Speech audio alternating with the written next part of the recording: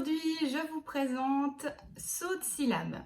C'est une activité dans laquelle l'enfant va être amené à lire des syllabes, mais aussi à entraîner sa mémoire de travail, c'est-à-dire sa capacité à retenir des choses et à travailler dessus. Si votre enfant est en 3 ou 4e Armos, c'est à vous que je parle.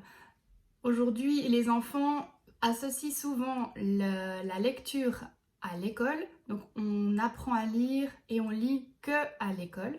Et le but de l'activité du jour, c'est de montrer à l'enfant qu'on peut lire en s'amusant, en partant, en s'éloignant un petit peu du contexte papier-crayon, très scolaire, et en diversifiant un peu les matériaux d'apprentissage, le support sur lequel il va être amené à lire. Vous aurez besoin d'un feutre, de scotch et de feuille de papier.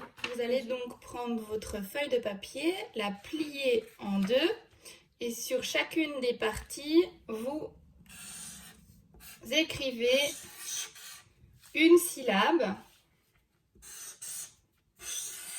Voilà, par exemple. Moi, j'en ai fait 16 et puis ensuite, vous coupez en deux votre feuille et vous scotchez les syllabes sur le sol. Vous n'êtes pas obligé d'en faire autant, vous pouvez simplement en faire 12 ou même 6, tout dépend du niveau de votre enfant.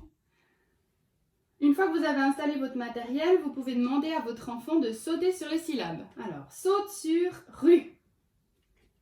Rue. Saute sur co.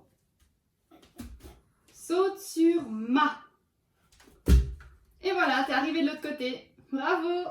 Évidemment, là, vous pouvez inverser les rôles, donc lui vous donne le chemin à faire pour traverser. Vous pouvez aussi imaginer faire une sorte de jeu Twister en disant par exemple mets ta main droite sur le Fa, ton pied gauche sur le Ne, ta main gauche sur le, etc.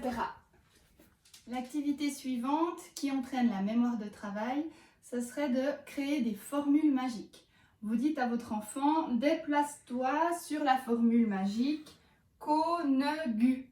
L'enfant doit se rappeler ce que vous venez de dire et ensuite réaliser le parcours.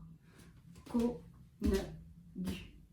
On peut évidemment faire des formules magiques de plus en plus longues et votre enfant peut aussi vous en faire à vous. Si votre enfant maîtrise les syllabes, vous pouvez passer aux sons complexes comme le ouille, un, wa, on, ou.